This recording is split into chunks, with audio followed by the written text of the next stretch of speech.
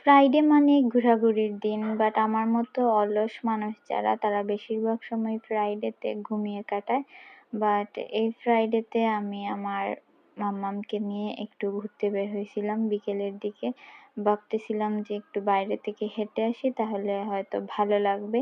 তাই যেই ভাবনা সেই কাজ, আমরা বাইরে ঘুরতে বের হয়ে গেলাম। হ্যালো এভরিওয়ান, কেমন আছেন সবাই?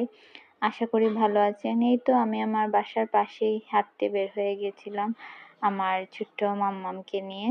আর এই ঠান্ডার মধ্যেও কে কে আইসক্রিম খেতে ভালোবাসেন অবশ্যই কমেন্টে জানিয়ে দিবেন। আমি অনেক ভালোবাসি, তাই তো আইসক্রিম খাওয়ার জন্য সুপার শপে ঢুকে গেলাম। সেখান থেকে আমরা আইসক্রিম খেয়ে আরও কিছু টুকিটাকি কিনে তারপরে বের হয়ে গেলাম।